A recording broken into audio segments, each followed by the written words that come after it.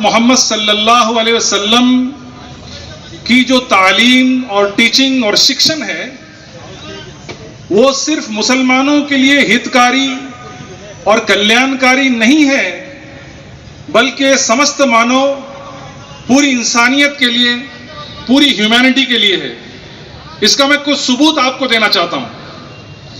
अल्लाह ताला कुरान शरीफ में फरमाते हैं, वमा अरसलनाका इल्ला रहमतल लिल आलमीन, ऐ पैगंबर मोहम्मद सल्लल्लाहु अलैहि वसल्लम, हमने आपको पूरे जग के लिए और समस्त मानव जाति के लिए दयालु और कृपालु बनाकर भेजा है।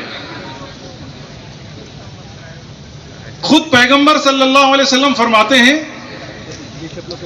कि तुम जमीन वालों पर दया और कृपा करो, तुम पर आसमान वाला दया और कृपा करेगा। जो जमीन वालों पर दया और कृपा नहीं करता उस पर आसमान वाला भी।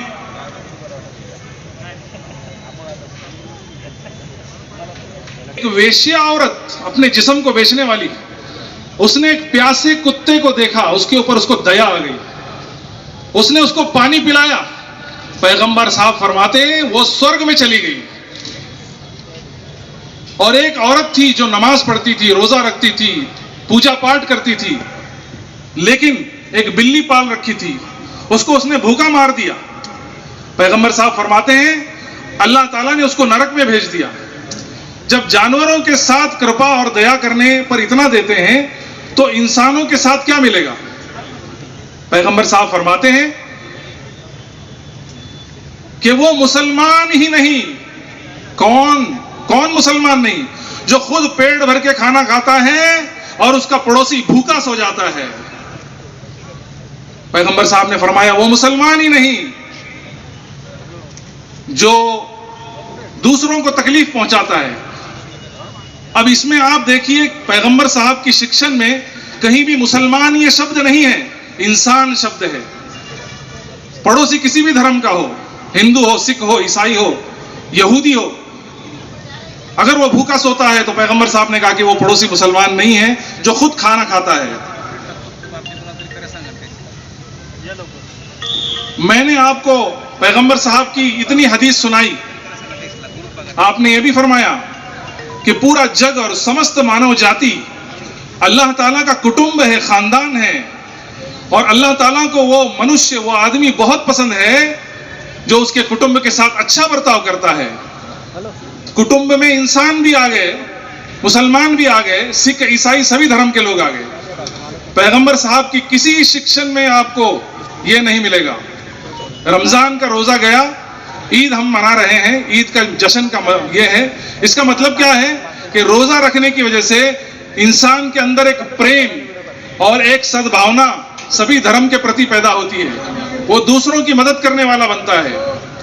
इसके लिए आज इस ईद मिलन का संदेश क्या है कि हम इस ईद मिलन के मौके पर नफरत को खत्म करके अमन, शांति और मोहब्बत को हमारे देश में फैलाएंगे।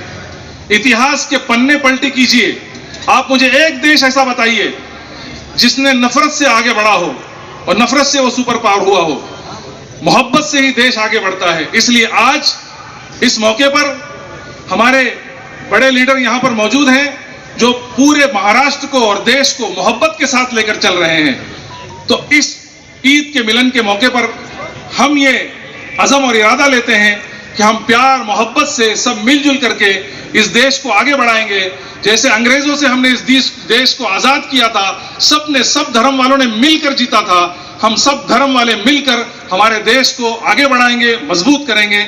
मैं राष्ट्रवादी कांग्रेस की तरफ से और माइनॉरिटीज की तरफ से शुक्रिया अदा करता हूं कि उन्होंने मुझे बोलने का मौका दिया। या ठिकाणी आपल्या कार्यक्रमासाठी आवाजून उपस्थित असलेले शिरूर लोकसभा मतदारसंघाचे लोकप्रिय खासदार डॉक्टर अमोलजी कोल्हे साहेबांच्या ठिकाणी सन्मान होत आहे। यानंतर हरिभक्तपरायण पुरुषोत्तम महाराज पाटील यांना विनंती करेल, आपण देखील 2 मिनिटांमध्ये आपलं मत व्यक्त करायचंय। हरिभक्तपरायण पुरुषोत्तम महाराज पाटील। नमन श्री एकदंता एकपणे तुझी आता एकी दावीसी अनेकता परी एकात्मता न मोडे। विश्वमंगल्याचं स्वप्न उराशी बाळगून अखिल मानव जातीच्या कल्याणाकरिता ज्यांनी गीतेवर ब्रह्मानंदाची लहरी प्रगट केली असे ज्ञानी यांचे राजे, योगी यांची माऊली, कैवल्य साम्राज्य चक्रवर्ती संत शिरोमणी माऊली महाविष्णू ज्ञानोबाराय भगवान जगद्गुरु तुकाराम महाराज व स्वराज्याचं स्वप्न ज्यांनी आपल्या आईच्या गर्भातच पाहिलं व ते स्वप्न सत्यात उतरवण्याकरता ज्यांनी आपले प्राण पणाला लावले त्या छत्रपती शिवाजी महाराजांच्या, धर्मवीर संभाजी महाराजांच्या, शाहू फुले आंबेडकरांच्या पदस्पर्शाने पुनीत झालेल्या पुण्यभूमीमध्ये आज आपण या ठिकाणी अतिशय आनंदाने राष्ट्रवादी काँग्रेस पार्टी पिंपरी चिंचवड शहर जिल्हा यांच्या माध्यमातून राष्ट्रीय एकात्मता स्नेह सोहळा जश्न ईद ए मिलाद या कार्यक्रमाच्या साठी उपस्थित आहोत.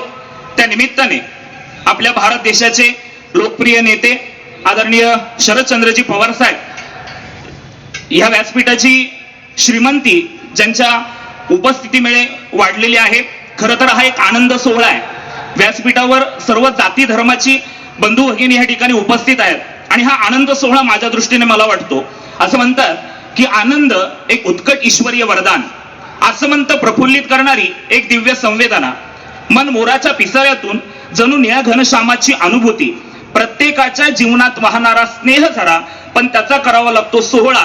तो सोहळा राष्ट्रीय एकात्मतेचा सोहळा या ठिकाणी खऱ्या अर्थाने आयोजित करण्यात आलेला आहे.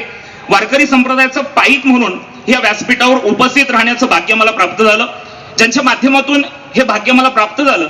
आणि खरं तर आदरणीय शरदचंद्रजी पवार साहेब यांच्या सावलीत हा कार्यक्रम अनुभवण्याचा मला भाग्य जे प्राप्त झालं ते भोसरीचे प्रथम आमदार विलासशेठ लांडे पाटील असतील. खरं तर वारकरी संप्रदायाचा वसा आणि वारसा राष्ट्रीय एकात्मता कृष्णावतारामध्ये भगवंताने काल्याच्या प्रसंगी सांगितलेले यारे यारे लहान थोर याती भलती नारी नर किंवा सकळांची येते आहे अधिकार, हा विचार खरं तर आदरणीय शरदचंद्रजी पवार साहेब यांनी ह्या भागाला दिला आणि विशेषतः त्याच विचारांनी कार्य करत राहणारे आदरणीय विलासशेठ लांडे पाटील असतील, अजितभाऊ गव्हाणे असतील आणि सर्वच राष्ट्रवादी काँग्रेसची नेते मंडळी असतील. असं म्हटलं जातं की दिव्यांनी दिवा लावला की दिव्यांची एक दीपमाळ तयार होते, फुलाला फुल जोडलं की फुलांची एक फुलमाळ तयार होते, तसं माणसाने माणूस जोडला की माणुसकीचं एक सुंदर नातं तयार होतं. हे माणुसकीचं नातं आजच्या ह्या कार्यक्रमामधून दिसून येत आहे. एक वारकरी संप्रदायाचा पाईक होण्याच्या नात्याने या कार्यक्रमाला उपस्थित राहण्याचं भाग्य मला प्राप्त झालं. मी मनापासून राष्ट्रवादी काँग्रेस पार्टी पिंपरी चिंचवड शहर जिल्हा यांचे आभार व्यक्त करतो. या ठिकाणी थांबतो. धन्यवाद. रामकृष्ण हरी. रामकृष्ण महाराज अतिशय